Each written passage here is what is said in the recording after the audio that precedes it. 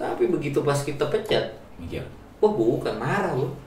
kok bisa? Nggak banyak orang yang akan ada di posisi itu. Kenapa? Karena semua yang di bawah itu udah digital, bro.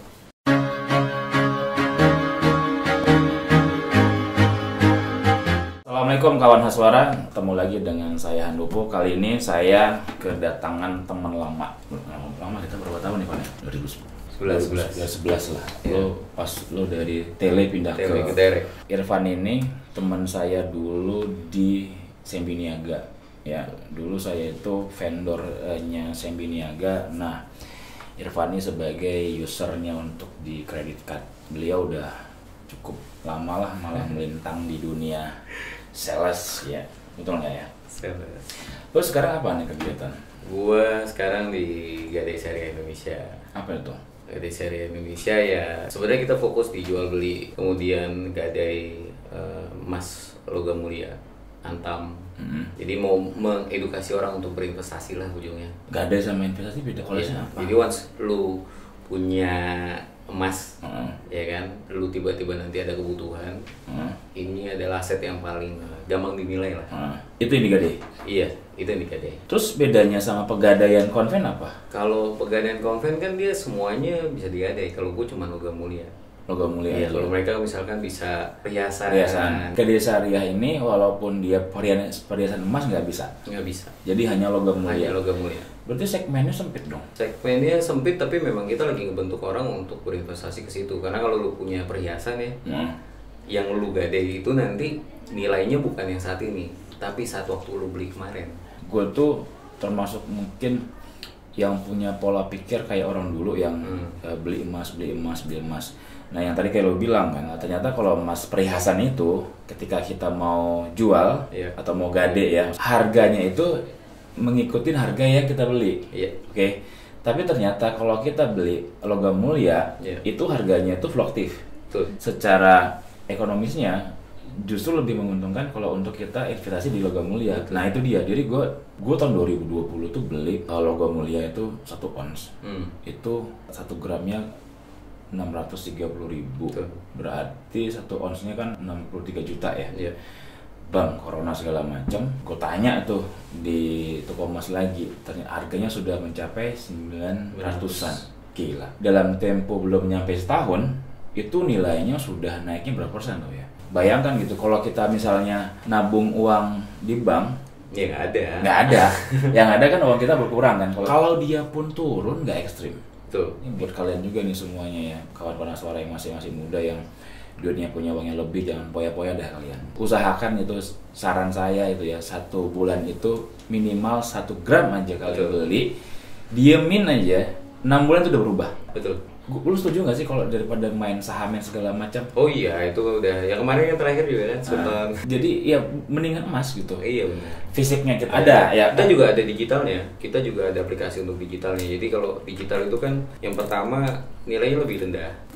Jadi misalkan harga sekarang 900. Berarti fisiknya nggak ada. Fisiknya nggak ada, nanti pas ada kebutuhan lu tarik fisik, cetak fisik. Bisa. Anytime. Yang kita sekarang gerakannya lagi memang buat berinvestasi lah anak muda, kan daripada lu beli iPhone 12 dan itu kan turun nilainya turun. Jadi kalau barang itu kan, kalau kita beli handphone, mobil segala macam kan itu kan ada depresiasi harga apa nilainya. Nah tapi kalau emas itu dia naik. Lu kan anak pertanian, gue universitas tuh. Perusahaan gue sourcing. Jadi waktu ke IPB nyari kandidat, gue kira IPB itu kan berarti basisnya basis pertanian dong. Ternyata enggak. Soalnya banyak orang-orang yang nggak sesuai dengan majornya. Nah, lu kenapa dari pertanian? Kenapa lu bisa lari ke dunia perbankan? Aslinya gue sebenarnya pengennya ekonomi dulu. Dari gue SMA gue pengennya ekonomi. Tapi gue nggak boleh masuk IPS. Karena ibu gue guru matematik. Oh sama. Dia maunya gue IPA. Harkat dan derajat dia tuh. Gue dulu nggak mau IPS, gue kan STM ya. Karena IPS tuh nggak mikir, cuman mengingat doang. Jadi kalau IPA sama teknik itu kan mikir gitu. Sorry anak IPS. Terus udah tuh kita lulus, gue mikir gue ambil ekonomi lah gitu kan. nyokap gue nggak boleh, harus majornya masih tetap IPA. Ambillah gue tengah-tengah, makanya gue ambil agrobisnis, sosial ekonomi. Lo endingnya pengen jadi apa tuh ketika lo ngambil agrobisnis? Ya gue mikirnya kan dulu orang ya kita kerja aja kan, gimana caranya kita kerja. Dan dulu kan yang paling bagus zaman kita kan bankers. Dulu ketika gue lulus STM, gue tuh didoktrin sama nyokap gue tuh, nyokap angkat ya, pengen jadi medrep. Tau nggak medrep? Tahu. Sales obat. Medical representative. Nah, gue pernah interview tuh di hotel di Gunung Sahari dengan ijazah STM. Semuanya ijazah yang berhubungan tuh. Tanya, kamu kan tamat STM, kenapa pengen jadi medrep? Gue bilang, Pak, kalau saya nggak coba saya nggak pernah tahu, Pak. Jadi bagi saya ijazah itu adalah proses saya belajar, Pak. Tapi saya jadi apa itu lain lagi, Pak. Lari jadi nggak berhubungan. Nah, lu triggernya apa ketika lu dari basically-nya anak pertanian terus lu apply atau di hire jadi bankers? Ya dulu sih gue memang mikirnya juga yang kuliah itu ya cuma bagian dari gue ngedidik diri gue aja sih sebenarnya, bukan jadi major gue mau jadi apa. Ngapain apa? Dan kebetulan memang waktu itu gue nyoba semua, apply di mana-mana. Di pertama kali gue kerja gue di BRI dulu. Oh, lu anak BRI? Gue anak BRI, 2 tahun lah gue di situ. Gue bagian center data nasabah. Dulu kan belum online kan, jadi lu kalau mau kirim antar BRI itu kan sama aja, waktu dibutuhnya lama. Ya betul. Gue mensinkronkan semua CIF dulu. Jutaan CIF tuh dijadiin satu, dikumpulin, disamain semuanya, mana yang dijadiin satu CIF. Terus dari BRI lu pindah? Terus gua ke BRI kan gua dulu masih kontrak lah. Kontrak ternyata nggak bisa tetap. Terus gua sempat masuk ke Forex. Forex. Indo Premier. Nah gua dulu juga pegang situ buat data nasabah. Jadi gua bikin SOP lah. Berapa lama itu? Itu sih 6 bulan 7 bulan lah. Pokoknya itu last minute gua masuk MT lah. MT itu kan 27 tahun. MT kan kita waktu itu agak sadis kan MT-nya. Kita tuh 8 bulan ya. 8 bulan. Kita tuh beberapa modul ya, ada 4 atau 5 modul gitu ya. Per modul itu ada tes tulis, ada tes presentasi. Setiap modul. Di end-nya nanti kita kayak bikin skripsi. Nah itu temen gue banyak yang gugur di situ, karena kalau kita udah dapet bintang 3 tuh gagal. Oh, kayak game ini ya, Street Fighter gitu ya, darah lu kurang. Iya. Gitu. Jadi kalau udah gua abis itu gua gagal lagi satu, ulang. Itu lu paling jauh kemana tuh pas PPE? Gua jabanin. Kan ada 4 kota tuh, Jakarta, terus kemudian Bandung, Surabaya, sama Semarang. Oke, lu bisa jelasin dong apa sih MT itu kalau di dunia perbankan? Oh, kalau MT itu manajemen training lah. Kita istilahnya jalur cepat. Jalur cepat di perbankan. Untuk menjadi jadi kan ada clearer, terus ada manager lah, manager level. Nah kita nggak lewatin clearer, kita nggak lewatin itu, jadi langsung minimal udah junior manager gitu. Ketika lo MT pun udah digaji tuh ya? Udah digaji. Kalau kita bicara sales, kita bicara leadership ya untuk saat ini ya, terutama di dunia sales ya. Menurut lo ada perbedaan nggak sih ya secara mentalitas anak-anak sales, khususnya perbankan, antara saat ini sama dulu, ada beda nggak sih? Jauh. Kalau gue bukan ngomong perbankan ya, karena gue udah keluar dari perbankan juga kan beberapa tahun terakhir. Jadi apapun itu yang berhubungan dengan sales itu jauh banget berubah. Perjuangan yang udah nggak ada. Beda sama dulu. Iya. Lu nggak digaji, lu masih mau fight. Kalau sekarang orang pertama kali mau interview, pertanyaan pertamanya adalah gaji. Ada gapoknya nggak? Menurut lo yang salah di mananya? Kita yang tidak bisa mengkaderisasi, kita misalnya kita leader lah saat ini ya. Ya. Kalau dulu kan kita dibentuk. Gua betul-betul dari bawah, dari grassroots sampai sekolah bla bla bla bla, akhirnya jadi seperti ini. Lo kan MT, dibentuk secara sistem. Untuk saat ini kita bicara leadership, yang salah tuh kitanya, termasuk kita yang tidak bisa meng-create generasi-generasi sekarang ini untuk jadi sales yang mandiri, atau memang mentalitas Gen Z ya? Gen Z ya. Kalau gue sih ngeliatnya kalau terlalu masif ya, gue ngeliatnya nggak ada, bukan kaderisasi sih. Jadi keadaan yang tiba-tiba memudahkan semua orang jadi terlalu santai. Kalau kita dulu ya, kita keluar kerja aja, udah paniknya kayak apa kan? Karena kita nggak tahu nih kita mau ngelamar kemana, kita mau lempar kemana lagi nih. Gitu lamaran kerja. Mereka terlalu ngegampangin keadaan sekarang gitu. Dengan digital ini. Iya. Terlalu ngegampangin semuanya, terus dia mikir ya udahlah keluar dari sini gue bisa dapat dari sini. Udah gitu banyak bisnis atau cara mereka mendapatkan duit tanpa harus yang seperti kita dulu. Kayak misalkan lu ngomongin ada nih orang yang cuman live TikTok aja lu dibayar 8 juta. Nah, lu. iya. Cuma 6 kali gitu. Lu gitu kan. Iya. Lu live berapa lama ya lu dapat duit. Lu mau gimana sekarang udah bisa. Dulu susah. Jadi sekarang tuh orang-orang tuh punya opsi yang lebih banyak dari industri digital ini. Kalau kita kan betul konvensional, head to head. Tapi gue nggak ngerti ya masalah bom waktu yang bakalan ada ya. Kalau gue sih kalau mikir ini ada bom waktu sih. Itu ya bakal jadi problem nggak sih buat masa depan? Kita bicara makronya nih, udah mulai makro. Kita bicara Indonesianya. Bahaya nggak sih? Kalau gue sih ada lihat bahaya. Begini misalkan deh. Kayak gue mikir, gue udah nggak bisa narik sales nih. Udah nggak ada sales yang mau kerja begini. Sales organik udah nggak ada. Iya. Berarti gue harus ngapain ya? Berarti gue harus berdigital. Gue harus berdigital yang akhirnya ujungnya penggunaan tenaga kerja tuh makin nggak perlu. Berarti fungsi people-nya kan kalau belajar manajemen kan udah 4P ya, produk, price, people gitu-gitu ya. Fungsi people sekarang udah mulai berkurang. Diganti sama digital. Dan kalau kita bicara dunia kerja, kedepannya akan semakin banyak orang-orang yang tidak bisa terserap kerja jika dia tidak bisa menguasai industri digital.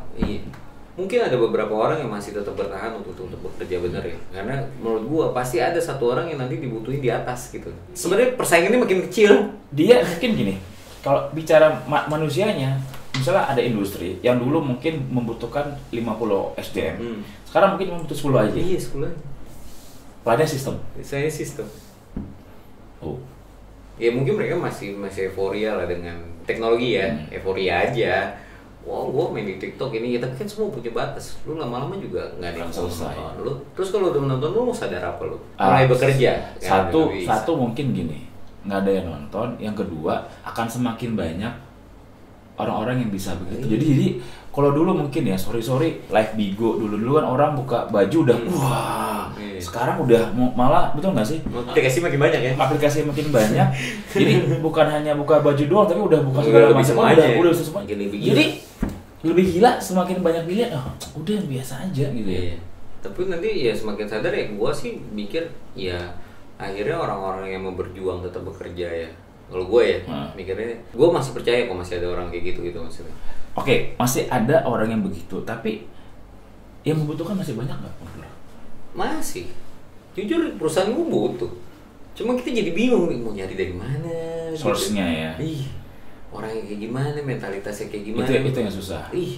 Gue pernah kemarin ya hire orang. Gue butuh kerja nih pak, gini-gini. Oke, gue hire kan. Kerja lu cuman itu lu keluar. Coba edukasi orang buat berinvestasi di emas, ya kan sebulan cuma 100.000 misalkan. Masih lu kagak bisa sih 100.000 200.000 lu cari gitu. Cari satu hari saya 300 atau 500 lah. Berarti artinya 5 orang dong mau cari. Ada apa bro? 1 2. Begitu pas kita ada PPKM kemarin gitu ya. WFA. Ya mereka ngerasa WFA adalah di rumah udah nggak ngapa-ngapain, nggak ada reporting, nggak ada apa. Tapi begitu pas kita pecat, mikir, wah bukan marah loh. Kok bisa? Wih, wah ini nggak bener nih. Gua kemarin habis kena corona gini. Itulah lebih mementingkan haknya mereka dibanding kewajiban. Kalau dulu kita tuh kayak sehari nggak dapet 5 aplikasi aja. Kita udah mikir, loh sekarang mereka nggak mikir. Mentalnya juga ya gue nggak tahu, balik lagi ke kadang kita juga kan jadi orang tua juga agak ngeri-ngeri kita punya anak seperti ini kan gitu. Dari fenomena itol-cut gitu kan. Dengan ada itol-cut itu kan berapa ribu karyawan yang dirumahkan. Nah, maksud gue ini kedepannya ya apa nggak semakin mengkhawatirkan gitu ketika sekarang orang udah buka tabungan, udah nggak perlu lagi ke teller, udah bisa melalui digital. Fungsi yang dilakukan secara konvensional itu nggak ada. Nah sementara orang sekarang lulus kuliah menjadi apa? TikTokers.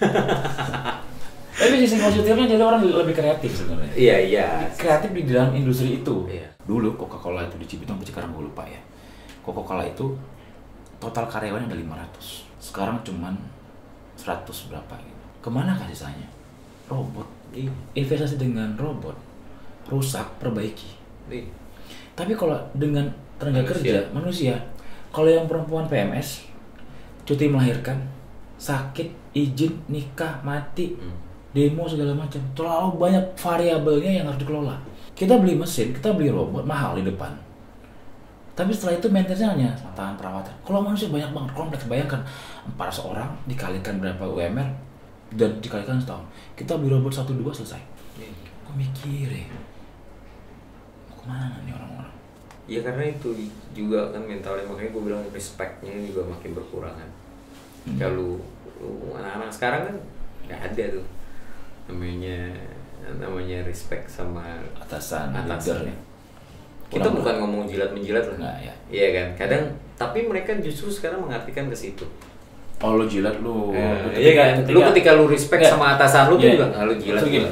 Usah gitulah. Ketika ada temennya mungkin kerja gila-gilaan, cari muka. Iya, cari muka lo. Kayak gitu. Padahal mungkin disitulah yang harusnya tetap ada buat bertahan. Kenapa bertahan ya? Pastilah ketika lu punya sesuatu dan lu bisa memberikan sesuatu sama perusahaan, lu pasti dipertahanin. Gue kira lu sepakat ya, yang memberikan lebih itu yang kebanyakan yang endingnya kan yang terbaik gitu. Tuh, nah mentalitas itu yang menurut gue nggak dapat juga, nggak kena juga di generasi sekarang. Udah generasi mager lah sekarang. Sekarang tuh karena terlalu mudah ya, terlalu mudah semua dalam genggaman itu yang membuat mereka itu.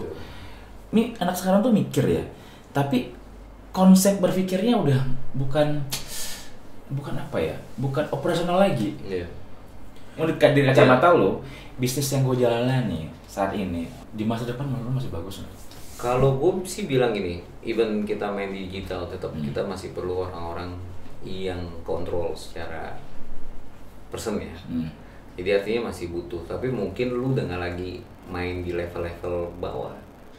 Karena mungkin yang di level-level bawah ini udah mulai ambil sama digital. Jadi lu nggak ada lagi misalnya, cari orang kartu kredit gitu ya. Sekarang udah pay later segala macam. Orang tinggal lu sebar aja, lu butuh apa? Oh, gue butuh mau apply kartu kredit ini lewat aplikasi ini misalkan. Tapi betul, ya, gue kan kerjasama dengan salah satu bank BUMN ya. Mereka tuh mungkin as soon as possible ya, di tahun depan atau 2 tahun lagi, mereka akan udah ke digital. Ketika orang-orang yang pengen apply, contoh kayak dia masuk ke pay later, jadi apply pay later dulu, nanti udah dapat database, ada engine, ada tracking pemakaian, gitu. Dikirimin hardnya, pengajuan. Karena udah nggak di track lagi kan. Betul. Secara paymentnya bagus, oke. Slick segala macam bagus, banking bagus lah, dikirimin kartu. Kayak gitu ya. Ya sebenarnya cuma tinggal checklist lu bersedia apa enggak gitu. Iya, jadi fungsi salesnya udah nggak ada. Iya. Wah, damn, gila nih. Iya. Udah emang berarti nyari bisnisnya buat kalau misalkan kayak tenaga kerja ya udah tenaga kerja yang benar-benar special recruitment, bro. Udah nggak bisa lagi general. Iya. Udah yang spesialis ini. Gitu mungkin katanya. Pesan lo apa sih kalau untuk teman-teman yang sekarang ini masih baru lulus dengan kondisi saat ini, apakah mereka masih relevan nggak sih, mereka tuh idealis dengan pilihan mereka? Ya gue sih masih dukung sih, masih ya harus begitu. Walaupun dunia ini sekarang udah nggak seperti itu lagi. Menurut gue karena sekarang gue lebih ngebayanginnya lu fight like a sperm aja, bro. Karena tuh lebih karena ya cuman satu mungkin dari ribuan orang yang bakalan terus maju terus ke atas. Kalau sekarang tinggal lu yang benar-benar fokus, lu benar-benar, dan lu harus jadi spesialis.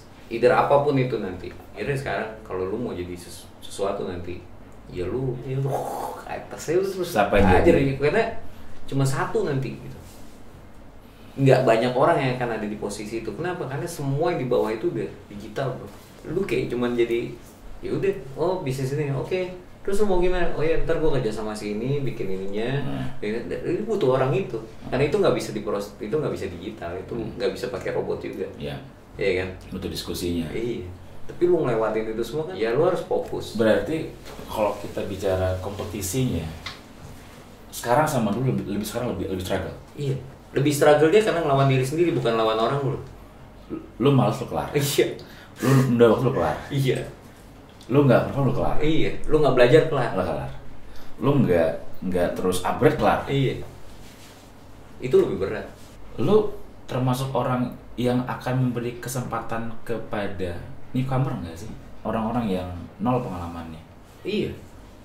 Asal gua ketemu orang itu, yang gue bilang tadi, lu mau nggak berjuang? Lu mau nggak mati-matian? Tapi gue belum pernah nemu, bro. Nggak ada. Everything is manipulative. Even gue ngerasa mereka cuman yang penting gajian. Yang penting aman dulu ya. Iya. Mereka nggak pikir bahwa apa yang mereka lakuin itu untuk perusahaan dan membuat lu tetap bekerja. Itu yang mereka nggak pernah ada. Mereka cuma mikir dari mereka sendiri aja udah. Yang penting gue gajian. Bodoh amat perusahaan mau maju mau enggak. Selesai. Iya, selesai. Ownership-nya lemah. Iya. Belongingnya nggak ada. Sense of belonging nggak ada. Iya. Semuanya harus diminta. Betul. Ya apa ya, mungkin menurut gue ya udah terlalu banyak orang mendiskredit seorang pekerja ya. Jadi lu bilang, kayak meme yang bilang gini, kerja tipes. Ada lagi yang di TikTok tuh, lu tuh kerja pulang udah gitu doang. Karena kalau lo mati pun lo segala macam perusahaan akan ganti lo. Gue bisa bilang, gue disclaimer ya, gue termasuk orang yang nggak begitu. Lu tahu mungkin historical gue ya, perjalanan karir gue dari gue nol segala macam ya. Ketika gue melakukan suatu hal yang luar biasa, gue dapatnya luar biasa. Emang tugas lu bekerja gimana dong? Ya kan? Dan kan semuanya juga butuh pembuktian kan.